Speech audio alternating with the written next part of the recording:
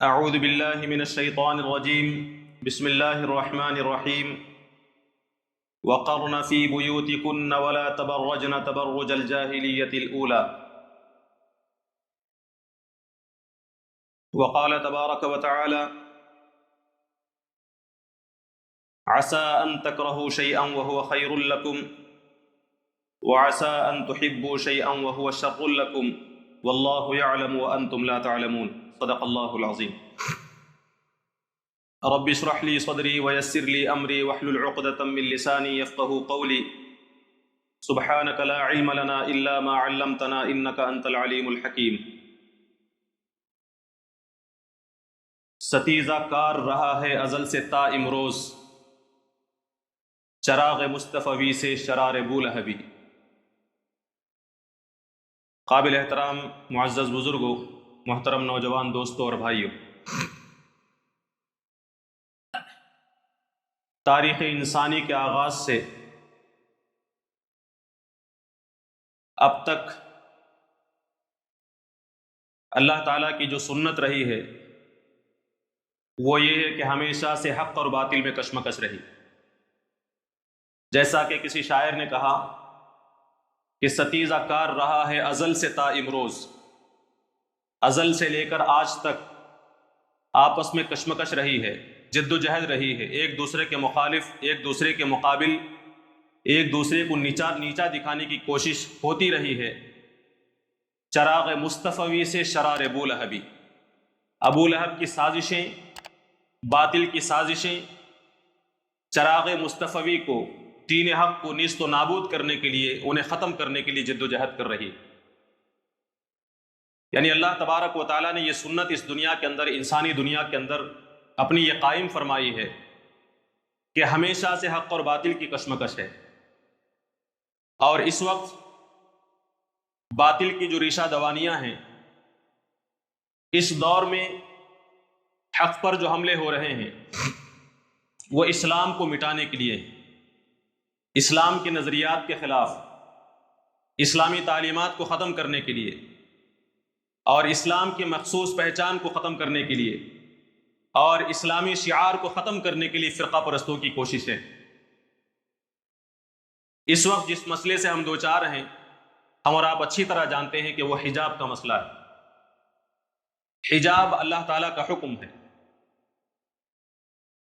حجاب ایک مسلمان عورت کی پہچان ہے۔ حجاب عورت کی عزت اور عصمت کی محافظت کی ضمانت دینے والی چیز ہے۔ اللہ تبارک و تعالیٰ نے مرد اور عورت کو پیدا کیا ہے۔ اللہ تبارک و تعالیٰ نے عورت کے اندر حسن عطا کیا ہے، اسے حسین و جمیل بنایا ہے، اس کے اندر کشش اللہ تعالیٰ نے پیدا کی۔ مردوں کے لیے عورت میں اللہ تبارک و تعالیٰ نے اٹریکشن پیدا کیا۔ یہی وجہ ہے کہ اللہ تبارک و تعالیٰ نے ایک عورت کو اس بات کا حکم دیا کہ تیرے اندر دوسروں کو کھینچنے کی، دوسروں کو اٹریکٹ کرنے کی جو صفات اور صلاحیتیں ہیں، قابلیتیں ہیں، ان تمام کو دوسروں سے چھپا کر رکھنا۔ اللہ تعالیٰ نے اس کے لیے حجاب کا حکم دیا، پردے کا حکم دیا، فرمایا کہ اپنے حسن کو چھپائی رکھو، ہر اس چیز کو چھپا کر رکھنا جس کے ذریعے سے لوگ تمہاری طرف متوجہ ہوتے ہوں، یہ حجاب ہے۔ اور اللہ تعالیٰ نے اس وجہ سے بھی حجاب کا حکم دیا کہ اگر کوئی عورت حجاب کا اہتمام نہیں کرتی تو اس کا نتیجہ یہ ہو سکتا ہے کہ پورا معاشرہ، پوری سوسائٹی فحاشی اور عریانیت کے شکار ہو سکتی ہے، بدکاری اور انارکی کا شکار ہو سکتی ہے، پورا معاشرہ تباہ و برباد ہو سکتا ہے۔ معاشرے کو محفوظ رکھنے کے لیے، بدکاری سے، فحاشی سے، عریانیت سے، انارکی سے، لاقانونیت سے محفوظ رکھنے کے لیے اللہ تبارک و تعالیٰ نے پردے کا حکم نافذ فرمایا۔ ہماری اس ریاست کرناٹک کے ایک چھوٹے سے مقام میں، اڑپی کے اندر ایک کالج میں حجاب کا مسئلہ شروع ہوا۔ ہماری کچھ بچیاں اپنے مذہبی حق کو استعمال کرتے ہوئے حجاب کے ساتھ کالج میں تعلیم حاصل کرنے کی کوشش کرتی ہیں تو انہیں منع کیا جاتا ہے، انہیں روکا جاتا ہے، اور کچھ ہی گھنٹوں میں یہ مسئلہ پھیلتے پھیلتے پوری ریاست کرناٹک میں اور اس کے نتیجے میں پوری دنیا کے اندر یہ مسئلہ پھیلتا چلا جاتا ہے۔ گویا کہ اس وقت یہ حجاب کا مسئلہ صرف ہماری ریاست کا نہیں، ہمارے ملک کا نہیں، بلکہ پوری دنیا کا مسئلہ بن چکا ہے۔ بین الاقوامی لیول پر، انٹرنیشنل لیول پر اس پر گفتگو ہو رہی ہے۔ اور سب سے افسوس کی بات یہ ہے اس موقع پر کہ یہ جو مسئلہ پیدا ہوا ہے وہ ہماری ریاست کرناٹک میں پیدا ہوا۔ ریاست کرناٹک ابھی تھوڑے سے عرصے پہلے تک ایک پرامن ریاست کہلاتا تھا، جہاں پر جس اسٹیٹ کے اندر امن ہے، فرقہ واریت نہیں ہے، اس میں ترقی ہے، تعلیم یافتہ لوگ رہتے ہیں، جس ریاست کی، جس اسٹیٹ کی یہ پہچان تھی، اب دھیرے دھیرے اس کے اندر فرقہ واریت پیدا ہو گئی، کمیونلزم پیدا ہو گیا، اور فرقہ پرستی دھیرے دھیرے عروج پر جانے لگی۔ گویا کہ جو کیفیت گجرات کے اندر تھی، جو کیفیت اتر پردیش کے اندر تھی، فرقہ پرستوں کی کوششوں سے یہی کیفیت ریاست کرناٹک کے اندر پیدا کرنے کی کوشش کی جا رہی۔ اس سے پہلے چند مواقع پر فرقہ پرستوں کا چہرہ کھل کر سامنے آیا تھا۔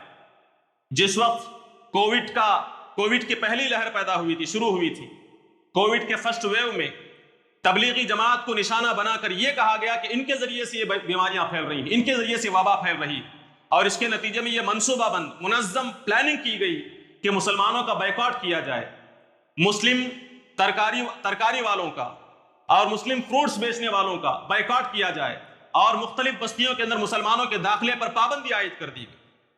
اور یہ اس کے بعد ایک اور موقع ہے جہاں پر حجاب کو ایشو بنا کر مسلمانوں کے خلاف نفرت پھیلائی جا رہی ہے، اور اس بنیاد پر حجاب کا خاتمہ کر کے اسلام کو اور ایک اور طریقے سے کمزور کرنے کی کوشش کی جا رہی ہے۔ اس موقع پر یہ حساس معاملہ ہے، ہر فرد کا، ہر گھر کا، ہر شخص کی بیٹی اور بہن کا معاملہ ہے۔ اس موقع پر اسلام کی تعلیمات کیا ہیں؟ اس سچویشن پر میں مسلمانوں کا اپروچ کیا ہونا چاہیے؟ مسلمانوں کا رویہ اور طرز عمل کیا ہونا چاہیے؟ اس پر ہمیں سنجیدگی کے ساتھ غور کرنے کی ضرورت ہے۔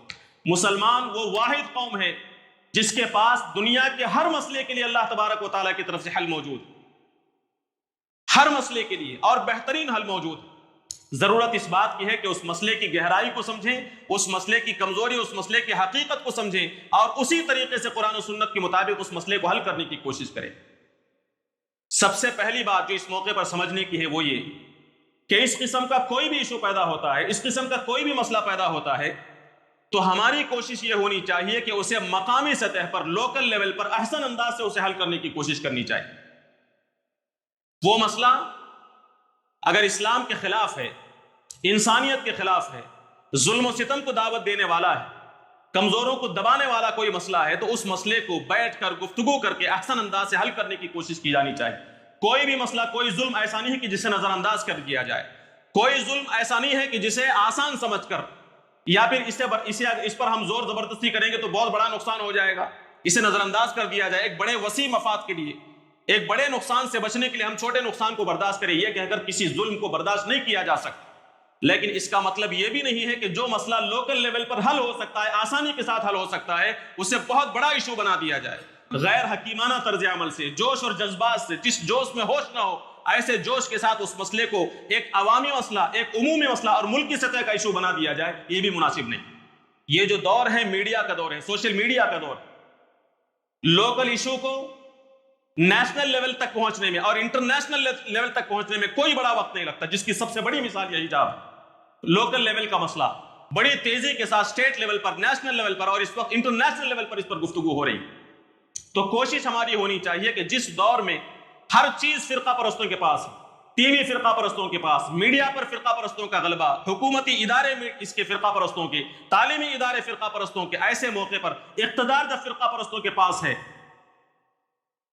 نفرت کو پھیلانے والے، نفرت کے پجاریوں کے پاس جب ہر قسم کا اقتدار موجود ہے، تو ایسے موقع پر کسی بھی ایشو کو بڑا کرنے سے پہلے سوچنا چاہیے کہ کسی بھی ایشو کے خلاف مظاہرہ کرتے وقت، پروٹیسٹ کرتے وقت، اس کے خلاف آواز اٹھاتے وقت یہ سوچنا چاہیے کہ ہر پروٹیسٹ کا کچھ فائدہ ہوتا ہے، کچھ نقصان ہوتا ہے۔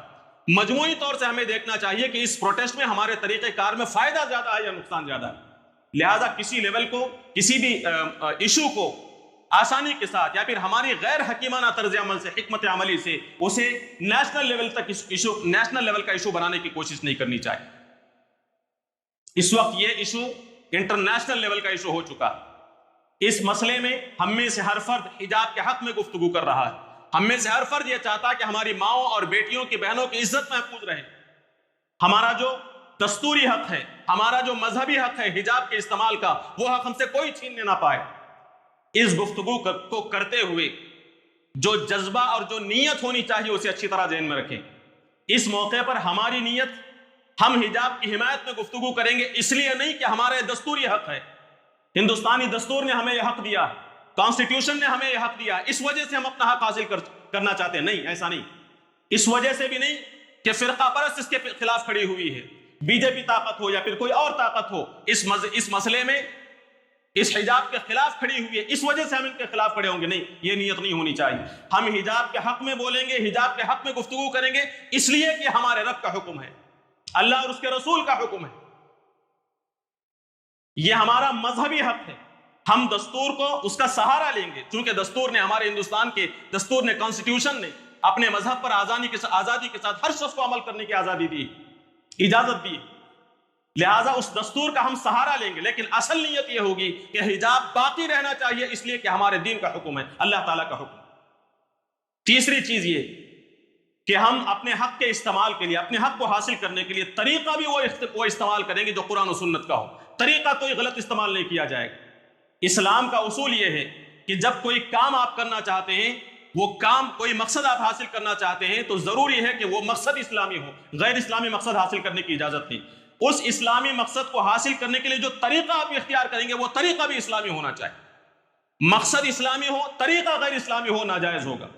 آپ کسی غریب کی مدد کرنا چاہتے ہیں، کسی بیوہ کا سہارا بننا چاہتے ہیں، کسی کے گھر کی مرمت کرنا چاہتے ہیں، کسی غریب کی، کسی مزدور، کسی فرد کے گھر کی مرمت کرنا چاہتے ہیں، کسی کی مالی ضرورت کو پورا کرنا چاہتے ہیں، تو آپ کیا کریں گے؟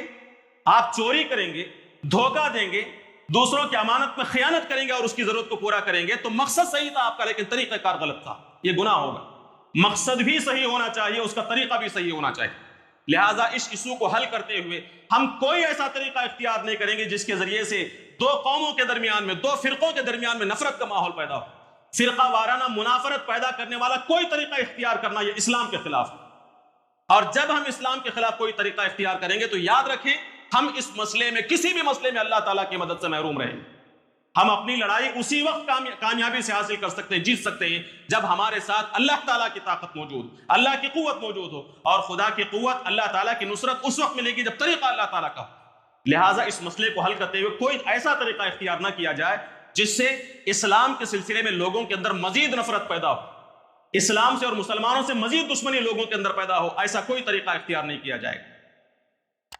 چوتھی چیز یہ کہ یہاں اس واقعے سے بھی معلوم ہوتا ہے کہ اللہ تبارک و تعالیٰ کی سنت یہ ہے کہ اللہ تبارک و تعالیٰ شر سے خیر کے پہلو کو نکالتا ہے۔ قرآن نے کیا فرمایا؟ عَسَىٰ أَن تَكْرَهُوا شَيْئًا وَهُوَ خَيْرٌ لَكُمْ۔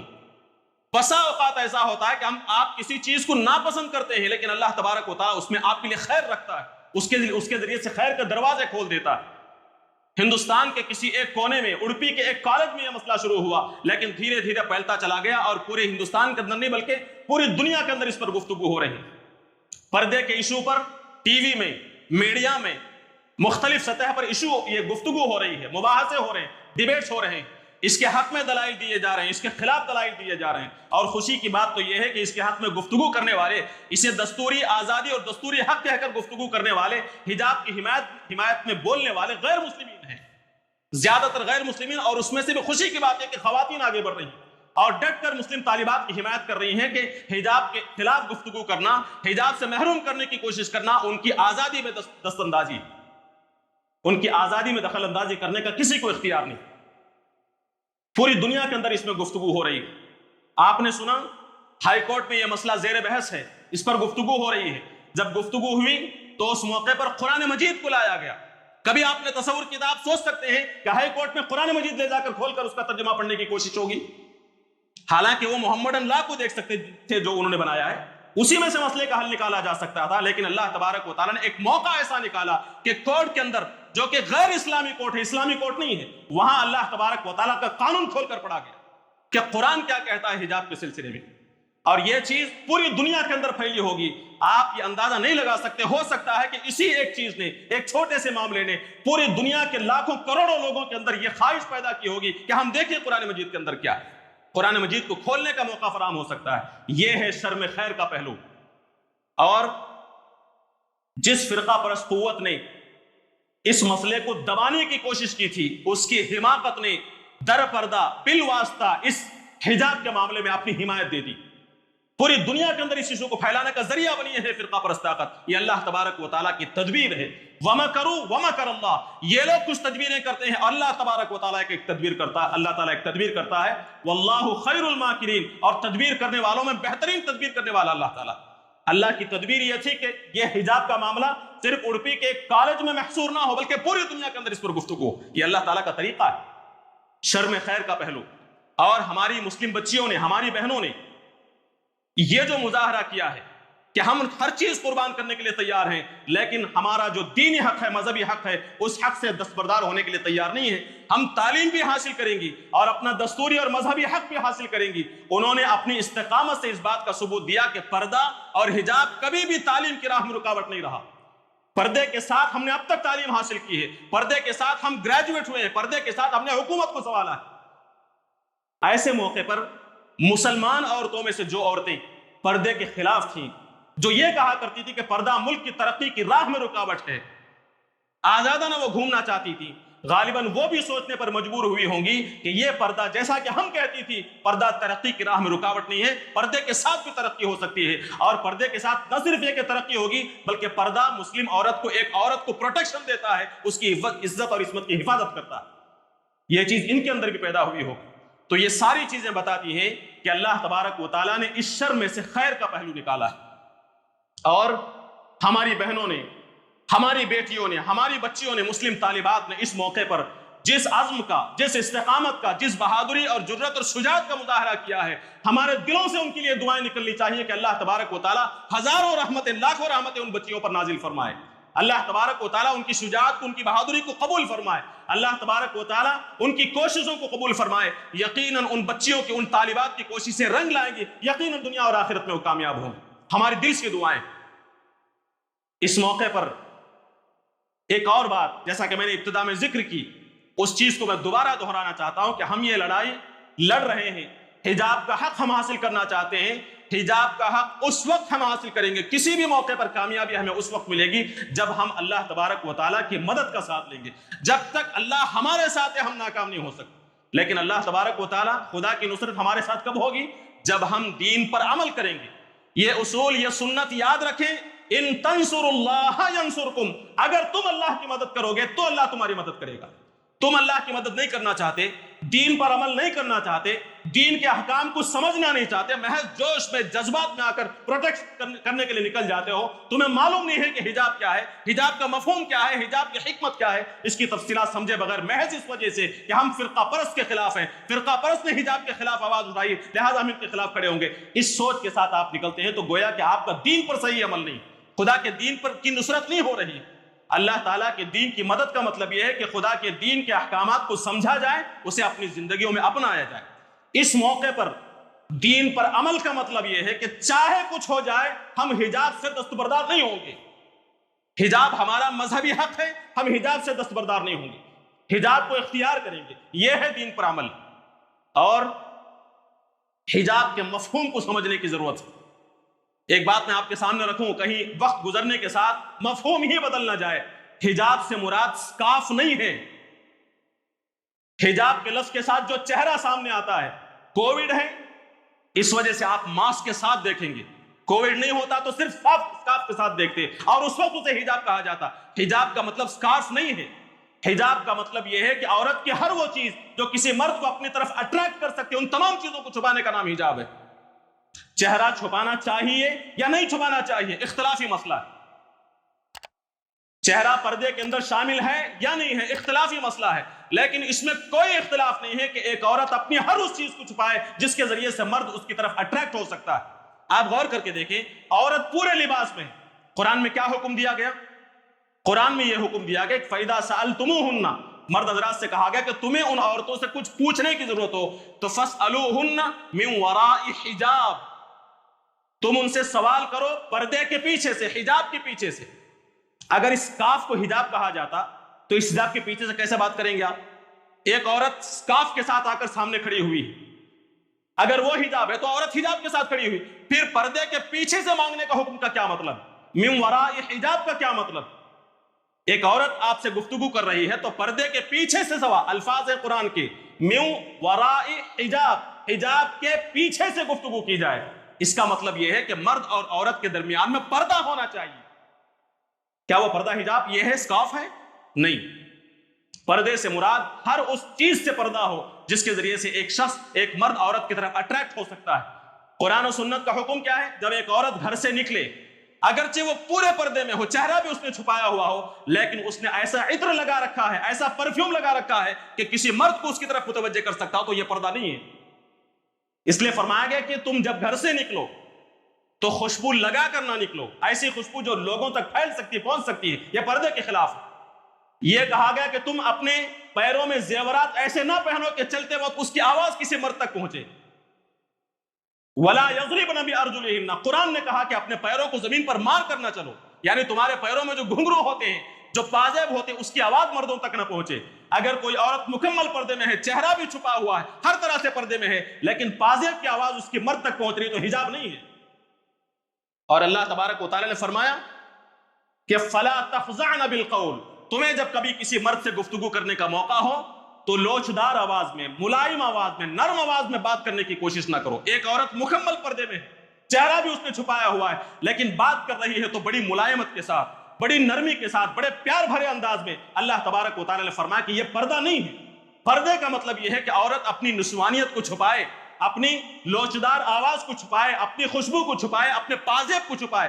ہر وہ چیز جس کے ذریعے سے آدمی اس کی طرف اٹریکٹ ہو سکتا ہو، ان تمام کو چھپانے کا نام پردہ ہے. اب آپ غور کریں کہ پردہ کس کا ہونا چاہیے، چہرے کا ہونا چاہیے یا نہیں ہونا چاہیے، اس پر آپ ڈیسائیڈ کریں. کسی اور موقع پر تفصیلی گفتگو ہو سکتی ہے، دونوں کے دلائل دیے جا سکتے ہیں، لیکن یہ ذہن میں رکھیں کہ یہ اختلاف کسی کا نہیں ہے کہ ہر اس چیز سے پردہ ہو جس کے ذریعے سے آدمی، اس مرد، وہ مرد اس عورت کی طرف متوجہ ہو سکے. اس حجاب کے مفہوم کو سمجھنا اور اس مفہوم کو سمجھ کر عمل کرنا، یہ ہے دین پر عمل، یہ ہے خدا کے دین کی نصرت. اب خدا کے دین کی اس طرح آپ نصرت کریں گے تو اللہ تعالیٰ کی مدد و نصرت آپ کی شامل حال ہو. اس کے بغیر اللہ تعالیٰ کی مدد و نصرت شامل حال نہیں ہو سکتی. ہر موقع پر، ہر لڑائی کے موقع پر ہمیں اللہ تبارک و تعالیٰ کے دین پر استقامت کا مظاہرہ کرنا، اللہ تعالیٰ کے حکم کو سمجھنا اور اسے اپنی زندگیوں میں اپنانا، یہ انتہائی ضروری ہے. تب کہیں جا کر اللہ تعالیٰ کی مدد ہمارے ساتھ ہو سکتی ہے، اور اس مدد کے ساتھ ہم ہر لڑائی لڑ سکتے ہیں، ہر لڑائی میں کامیابی حاصل کر سکتے ہیں. اور آخری بات جو اس موقع پر ہمیں سمجھنے کی ہے وہ یہ کہ یہ جو موقع ہے، اس موقع کو ہم لوگ جو کہ ہم خیر امت ہیں، دیکھیں قرآن مجید نے یہ لقب ہمیں عطا کیا کہ تم کنتم خیر امت، تم ایک بہترین امت ہو. اس موقع پر ہر ایشو کو اپنے دعوتی مقاصد کے لیے استعمال کرنے کی کوشش کرنی چاہیے. اس موقع پر جب کبھی بھی قرآن اور حدیث کے خلاف، اسلام کی تعلیم کے، اسلام کے کسی حکم کے خلاف ایشو بنایا جائے، اس حکم کو ٹارگٹ کیا جائے، اس کے غلط مفہوم کو بیان کرنے کی کوشش کی جائے، تو اب ہماری ذمہ داری یہ بنتی ہے کہ اس موقع پر، اس مقام پر اس حکم کے حقیقی مفہوم کو دنیا کے سامنے رکھنے کی کوشش کی جائے. حجاب کا مسئلہ ہے، حجاب کے سلسلے میں آوازیں اٹھائی جا رہی ہیں، اس پر پابندی لگانے کی کوشش کی جا رہی ہے. تو اب ہماری ایک داعی الخیر، خیر امت ہونے کے ناطے میری اور آپ کی یہ ذمہ داری بنتی ہے کہ اپنے پورے ماحول کے اندر جہاں جہاں بھی ہماری پہنچ ہو سکتی ہے، وہاں پہنچ کر یا پھر اس مقام پر پہنچ کر ہم اس حجاب کے اہم مفہوم کو، اس حجاب کی حکمت کو، اس حجاب کی ضرورت کو لوگوں کے سامنے پیش کریں. آج یہ بتانے کی ضرورت ہے کہ ہماری عورتیں، ہماری بیٹیاں جو حجاب کے سلسلے میں اتنی لڑائیاں لڑ رہی ہیں، وہ اس وجہ سے نہیں ہے کہ وہ ان کی خواہش ہے، تو اپنی خواہش اور اپنی تمنا میں حجاب کو نہیں پہن رہی ہیں، اور اس وجہ سے بھی نہیں پہن رہی ہیں.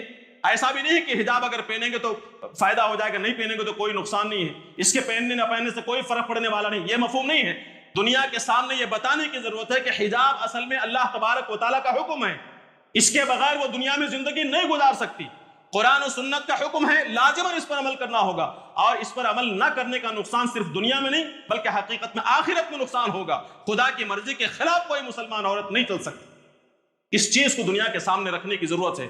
اور مزید یہ دستوری حق کا سہارا لیا جائے، اور غیر مسلموں میں، مرد و خواتین میں جو اس کی حمایت میں بول رہے ہیں، ان کا سہارا لیا جائے اور اپنے اس حق کو حاصل کرنے کی کوشش ضرور کی جائے. لیکن بتایا جائے دنیا کے اندر کہ یہ جو حجاب ہے یہ عورت کی عزت اور عصمت کی حفاظت کا ضامن. ایسا نہیں ہے کہ یہ حجاب، یہ پردہ صرف مسلم عورت کی حفاظت کا ضامن ہے، ایسا نہیں ہے. حجاب ہر عورت کی حفاظت کی ذمہ داری لیتا ہے، چاہے وہ مسلم ہو یا غیر مسلم.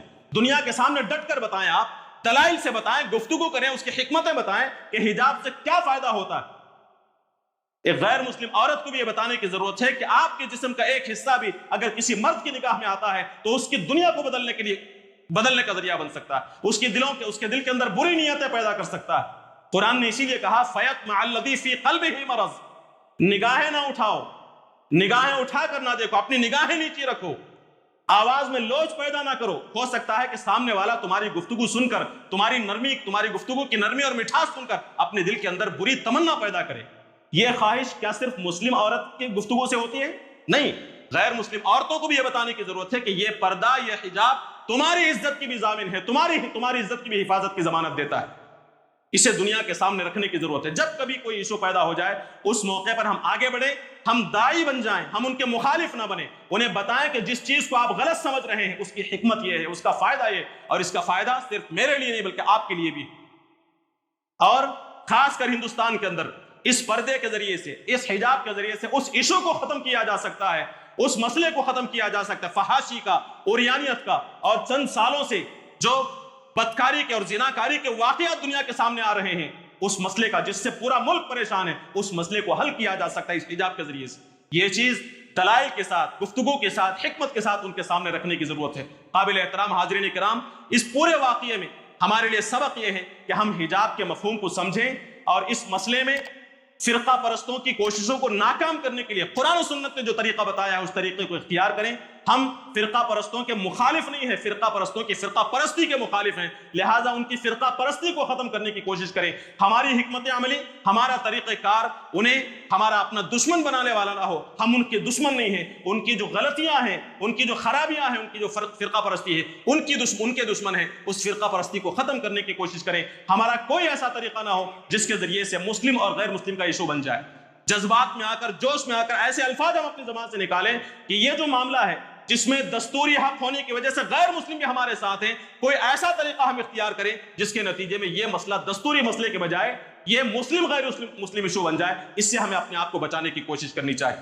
اس پورے واقعے سے معلوم ہوتا ہے کہ اسلام اللہ تعالیٰ کا دین ہے، اور ایسا دین ہے کہ اس مٹانے کو جتنی کوشش کی جائے گی اتنا ہی آگے بڑھتا چلا جائے گا۔